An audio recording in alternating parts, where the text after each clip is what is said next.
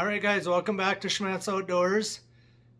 This video is going to be a little bit different than some of my other out on the line videos.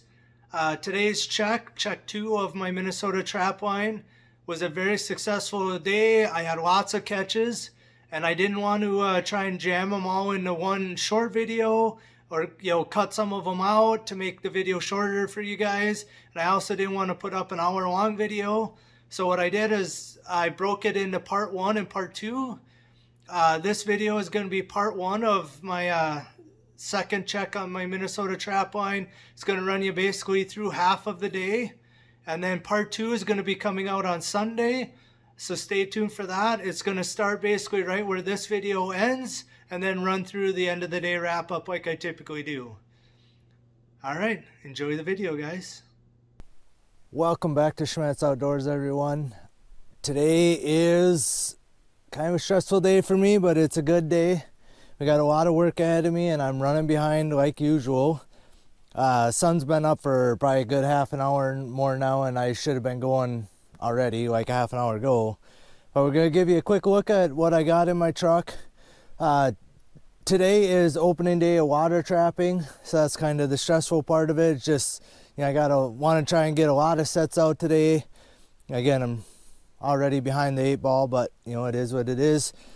So I got my truck loaded up. I kind of reorganized all my land trapping stuff.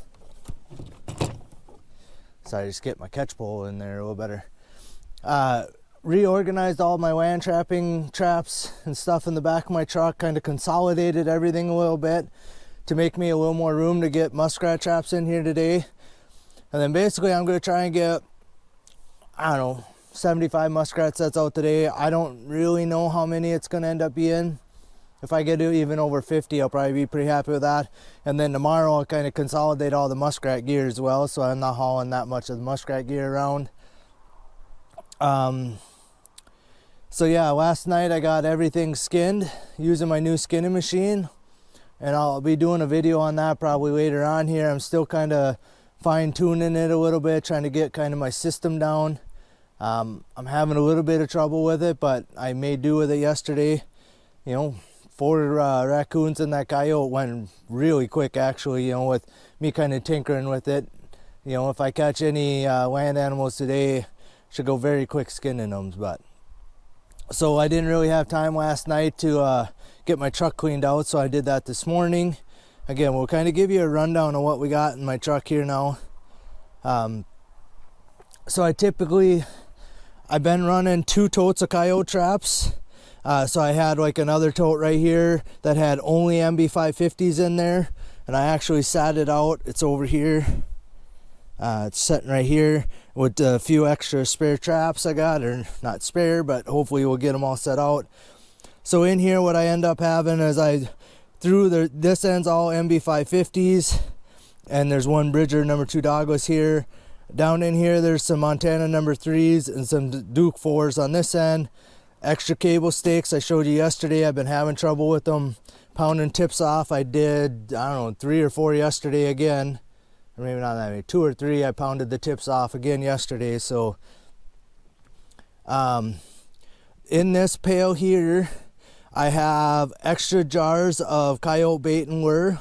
I restocked my bag this morning, so I got peat moss is completely full, urine completely full, so I'm not carrying my gallon of urine anymore. Today, like I said, it's going to be just a check day on land sets. I don't plan on setting any land sets at all today. If I do, it might be 1 or 2, probably more raccoon sets than coyote sets anyway. But I went through all my the lures and stuff in there, and I got a few of them that are real close to empty. So I added, I got full ones in this pail here, this ice cream pail. Keeps them all kind of organized, and then they're not stinking up my truck because I can keep them in the back. This pail here is my raccoon pail. So I got, this jug is cat food and corn, a mixture of that for baiting DPs, fish oil. That's my raccoon paste that I did a video on last summer. So if I need to remake a raccoon set, I'll have to get this pail out of here, but I'm okay with having to move this to get this out of there. for today. Like I said, most of the stuff will be out here. So I got 8 mink boxes out here. Hopefully I can get all these set out anywhere I'm trapping around a slough. We're going to try and drop some of these in, especially some of the sloughs that I plan on probably having to drive by, you know, continuously here. You know, even after I kind of quit water trapping, that's kind of the spots I want to put these, is where I still am maybe driving by those sloughs. I just won't be trapping muskrats there, but I can swing over and check a mink box on the, you know, on the edge. I don't need waders or nothing to check those. So these 8, I have quite a few more mink boxes, and I'll probably get more out in the next few days. But that's what I'm going to start with these 8. I may make a pocket set or 2 today. We'll kind of see how that goes. In this tote here, I have, it's all number, or 110s, sorry, 110 conibears. So I have some that don't have the Braggs or Hags bracket on them. That one don't. The ones over on this side do. So there you can see the Hags bracket. So I have them, this end is non-Hags bracket, that end there's Hags brackets. In here I just threw a few extra traps to hold stuff down until I can get a few traps out of here. I got clips for holding the 110s that don't have Hags brackets. These are bait clips for putting above my footholds. Obviously my Coyote bag. On this side I got, this is all 1.5s. There's a variety. I mean, there's a Victor, there's Herders, there's Dukes. Pretty much any kind of 1.5, they're in here, and I run all Hags brackets on them now to put on my poles. Over here I got my little rack I built, so this is my catch pole. Under here I got my stake driver. This is a pole with a 220 on it, and my syringe pole. I got 5-foot fiberglass 3/8 poles, and I got 4-foot 3/8 poles, and I got a few more down here. Most of my sloughs, 4-footers are going to work, but there are a few places I'm pretty sure I'm going to need some 5-footers, so I'll throw them in. If I don't use them, I'll take a bunch of them out today. You know, again, I'm going to try and get most of my muskrat line set up today, so whatever I don't get out, or whatever I have left, I guess, I'm going to take some of it out. I probably won't need this many of them. I consolidate all my dog proofs, so there's brown colored dog proofs on the bottom, white colored ones on the top. Again, I don't know, I may be setting a few of these out, but not too many. What I did in here, this is a chunk of carp. This is a chunk of beaver meat, and I froze these. I cut them up into those chunks, and I froze my little containers of them. So this is what I'm going to be baiting my mink boxes with. And then maybe pocket sets. I won't put the container in a pocket set, but I might take the bait out of the container to bait a pocket set. So I got enough bait to easily get these, and these mink boxes, and if I happen to find a spot where I can make a pocket set, we're gonna try and do some pocket sets this year. And then under them I got just a few 1.5s, double jawed, or traps for raccoon trapping only. And then there's some 220s under there with H stands. Inside my truck, you're probably gonna see, but I threw some snares in here. So today is opening a snaring in my area. I have like 3 or 4 spots already in mind where I'm gonna hang a few snares. And I also have 1 beaver trap. I don't know if I'll get that one in today or not, but I'm only gonna, if I set any today, it'll be that one. Tomorrow I'm going to go set up where I got the nuisance beavers this spring. I'm going to go set that up, so I'll have a few more beaver traps tomorrow, but I'll have a lot less gear in my truck tomorrow, so I'll have a little more room for some beaver gear tomorrow. But I have one in here. I might try to get it set today. I think there may only be 1 or 2 beavers in there, so I'm going to put it out hopefully maybe in the next, say, 2 checks. I got my 2 beaver out of there, and then I'll pull it out of there. Just kind of, like I said, we'll see if I have time when I get there, what time of day it is and how I feel, whether I put that one out or not. And then I have a couple colony traps in my truck for muskrats. Sloughs are way down, so like where I would normally stick them is in culverts, that type of stuff.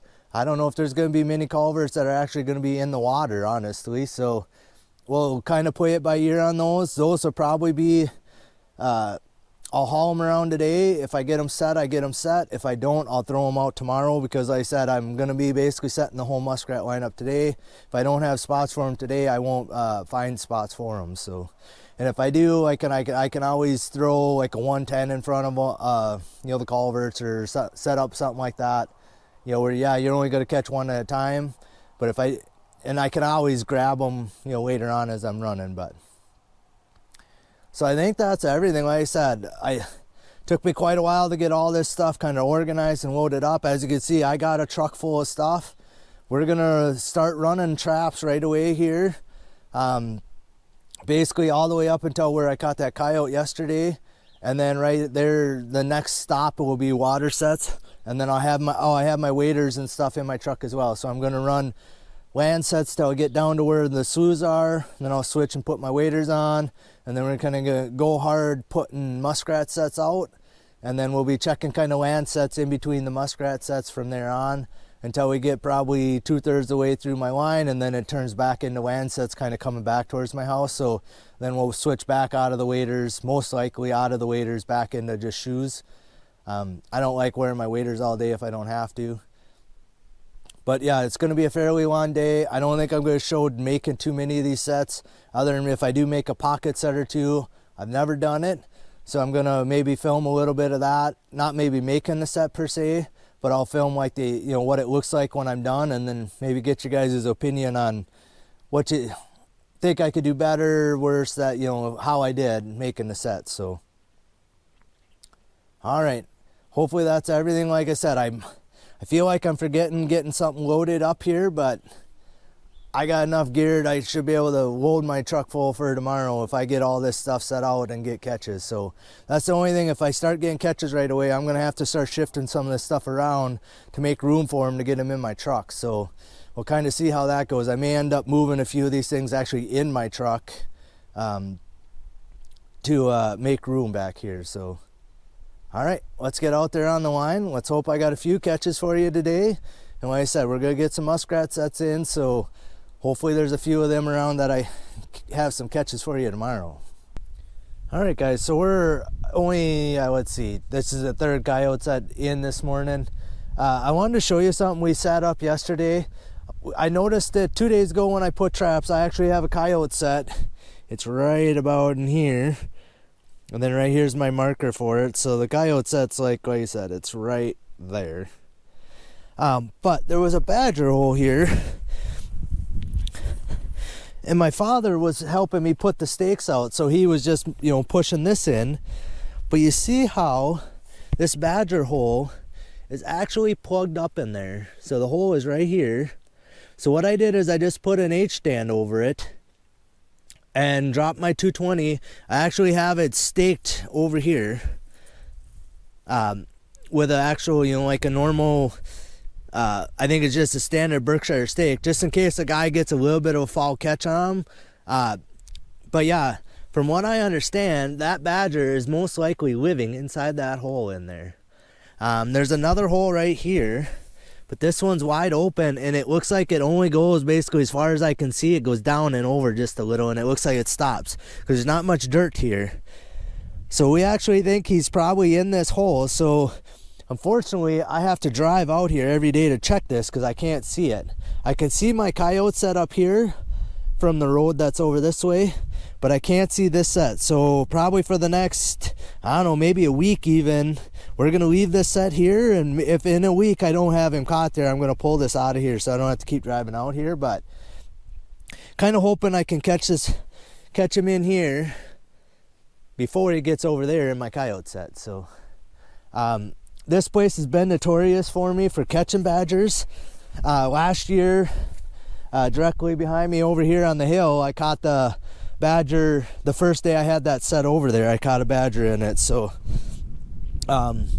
yeah, so like I said, we're gonna hopefully maybe get him caught. Hopefully he's in that hole and I get him caught here in the next, hopefully tomorrow, honestly, or the next couple of days, because like I said, I don't want to have to keep driving out on this field every day just to check this one set. But I will, if I catch a badger and he saves me from digging up my actual coyote set, it's worth driving out here for a few days. So, but yeah, hopefully I catch him for you guys so I can, you know, actually show you that what I've learned is true, but when they plug them up from the inside, my understanding is that badger should be probably in that hole. So it's just a matter of when he comes out of there, let's put it that way. So, and you know, and if I happen to pull my that 220 off of there and I happen to see it open back up, I'll probably try and show you guys that too, showing you that he actually probably was in there. But all right, no catches so far. Like I said, I just thought that was interesting. I'd show you guys, and we'll get moved on here. All right, guys, so I'm to the next set here. You guys might remember the big ravine behind me, so I literally was just kind of up and around the corner where I was just showing you that badger set. What I got is a big culvert going under the road here. This is where I've been catching weasels.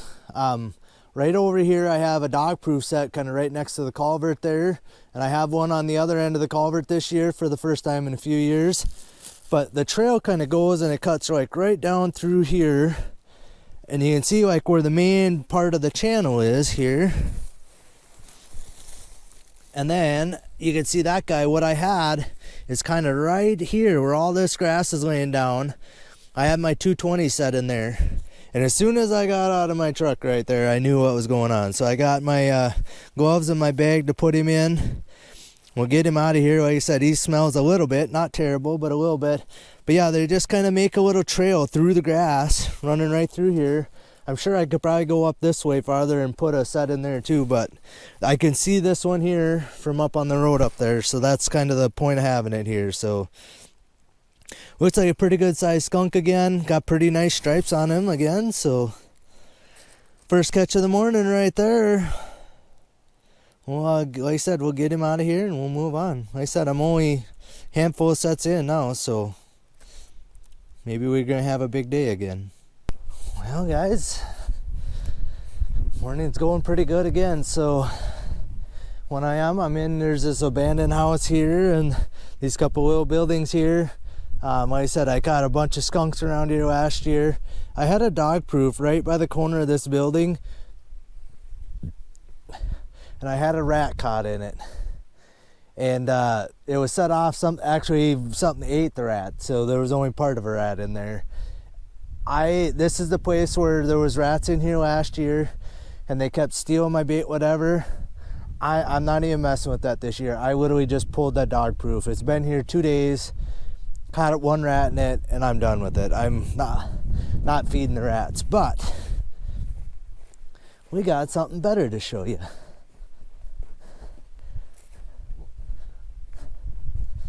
So, yesterday, I had a coyote in this coyote set here, and I think I mentioned I've only ever caught one canine or two canines behind this. I had a set a few years ago, kind of over here by that building, a coyote set, and I had a fox in there, and then I caught a coyote in here about 4 or 5 years ago. But now I've caught two coyotes in this set in 2 consecutive days. So 2 check days, 2 coyotes caught in this set. You know, looks like he's pretty well furred. This is an adult dog. The other one was a pup. You know, he's pretty small, but we're gonna have a interesting time trying to figure out how I'm gonna get this guy in my truck with all the traps and everything I got loaded. But yeah, so we're only like 10 sets in, maybe 12 with a few, you know, raccoon sets and coyote sets all mixed together here. So nice coyote. I would guess a male. He was peeing all over himself when I first walked up here, so you can see his hackle. I hope you guys can see that. His hackle right up here is all frilled up. He's all on edge. He's got, looks like maybe just a couple burrs in him, but kind of a tan colored coyote. That's a standard color for around here. Wish I could get him to move a little bit so you can get him in the sun a little better. Get him to turn here. Will. There you go. Oop. He's caught deep in that. That's a Montana number 3 dogless trap. Again, I kind of use that trap in an area where it may not be 100% catch a coyote every year there. Obviously it paid off in this, you know, here this year, but so I do kind of use those Montana number 3s as just kind of a, you know I do catch one here now and then, but I'm maybe not going to catch 10 coyotes here, so I use like a Montana number 3 instead of my standard MB550s. So All right, we'll get all my gear here. We'll get this guy out of here. Again, we'll try and figure out how I'm gonna weasel him into my truck. And but yeah, 2 days, 2 coyotes caught in this set. So a pup yesterday, you know, and like I'll kind of, hopefully the sun doesn't blind you here, but you kind of look out here. This is basically a wide open field, but out like over here and then out over this way, there is a couple little tiny sloughs. You know, obviously there's a fence line up here and a slough up in here, but you know, the road is right there. So I'm not sure where they come from to get here or all that, but you know, and I don't think this is a good enough spot to add another set in here. I maybe should, but I'm not going to do it today. Obviously, if I make a third catch here, I'll add a clean set in here someplace. Probably just go over here someplace, but anyway, another nice coyote for the truck. It's been a lot of work happened since I last had you guys on. I'm really just starting to check traps again. So kind of between where I caught that coyote and now, I think I've added close to 50 sets in. No raccoon or coyote sets, nothing like that. A couple crossover sets. So it might be raccoons, or 2 places it really looks like otter crossings, which would be quite the deal if a guy would catch on that. So I blocked them off with 220s. So we'll see. You know, otters are kind of a long play type of animal, but I'm going to be probably water trapping for 7 days here is kind of my plan, and then, you know, I'll adjust accordingly. But even after I pull, or if the sloughs freeze up, then I'm going to pull those sets. But because the otters obviously ain't going to be using that crossover most likely if the sloughs completely froze over. But otherwise, yeah, it's been, I don't know, what do I got? 4 of my mink boxes put out. And then, yeah, the rest are muskrat sets. So probably close to 40, 45 muskrat sets out I have. I got basically the next stop, I'm going to drop 6 or 7 more muskrat sets in a mink box in there. And then I'll have a decent stretch of basically just checking the line I already have out before I kind of get to where some more sloughs are at. So hopefully I got a few catches for you before I start putting more sets out again. But I do have a catch here. One of the same sets as yesterday. So I'm by this little hobby farm here, and then there's a set on the other side of this fence line. So I'm on the northwest or northeast corner, sorry, and that's the southeast corner of it. That set I had a coon in yesterday, and I had one in this set. And as you can see, I have another raccoon in here. That set on that side was actually dug up. My trap was, you know, kind of up out of the trap bed, but my bait and lure were both still there. So I'm not sure. I mean, this is quite a bit smaller raccoon than I had yesterday. So, and both of the raccoons I had here were females yesterday. So this is definitely a young of the year raccoon. He's caught by the back leg. So, I mean, he definitely destroyed my set here. I mean, I'm not real worried about the ridge of dirt here. And I'll just pile up. I'll make kind of a, people call it a trash pile set, I guess. I've never really ever called it that. I didn't really know that's what it was called, but I'll just take some of this loose debris and just make a backing. And my trap is just full of grass, so it's going to take me a minute to get that cleaned up too. So yeah, we're basically making catches the same spot I had catches yesterday. Got that coyote in the same set I had a coyote yesterday, and a raccoon in the same set I had a raccoon in yesterday. So, and then where I had the 2 in the woods is the next stop, and then there's a slough right by that wood, so we're gonna drop some muskrat sets in there. So, but yeah, making good progress along the line. It's like 1 o'clock right now. I'm gonna try and keep going. If I have to set till close to dark, I will. I mean, obviously I got a raccoon and a coyote and maybe a couple skunks to skin tonight. This raccoon and the coyote for sure. So yeah, I won't make too long of a night of it. I'm gonna just kind of gauge where I am on the water line adding sets and kind of what time it is. Because like I said, I got a bunch more land traps going towards my house from kind of where I would, you know, be done water trapping. So I'm going to kind of gauge that as I get over towards kind of the other side of my line, the east side of my line here, how much time I have. I'd like to be home by like 5:30ish, because that should give me plenty of time to skin hopefully anything I have or anything else I may catch. And so yeah, like basically 4 hours, but it's going to take me probably a good hour of that just to run the line I already have out, and that's if I don't have catches. So like I said, we'll kind of play it by ear how many I'm getting out. I'm not killing myself today, let's put it that way. I'm kind of taking my time. I snapped my thumb real bad twice, right in the same spot with the same trap, or a muskrat trap. So I got a few traps, I got 2 or 3 right down in here that I can't keep set. So I'm not even monkeying with them today. I'm literally just taking them, throwing them in that little corner when I get, probably in the morning, honestly. I have a special spot. I have one coyote set that I couldn't keep set yesterday or day before, probably day before. So I'm gonna kind of throw all them in the same spot, and I'm gonna kind of keep a note, or in the same tote, and keep a note that those are ones that aren't tuned right. And that way I kind of have an idea of, you know, when I go to start dealing with them, that I got to spend a little extra time tuning those ones. So, all right, we'll get this little guy out of here. And like I said, I got quite a few. I mean, I've dropped this probably 6 inches, you know, worth of traps, and, you know, got a whole layer and a half probably out of that. And there was, well, better than a dozen on each layer, I think. There was like 15 on a layer out of that one. So, you know, like I said, I've put out 3 220s as well. So I only got one left. So if I find one more good spot, I'd love to find a spot to put him. I have quite a few more at home. I just don't use a lot of 220s. So, like I said, we'll just kind of play it by ear, what I see for sign. And if I find a good spot to put it, I mean, it's not catching nothing right around in my truck. So, all right, get this guy out of here. We'll keep moving on. All right, guys, so we're still working our way through the line here. Let's see, I checked that little grove where had 2 of the 3 2 raccoons yesterday out of the 3 sets, and I added some muskrat sets in the Sioux that's right by that. So I'm to the next couple sets here. Kind of what I have. So there's a big block of woods over this way. We got a field edge right here.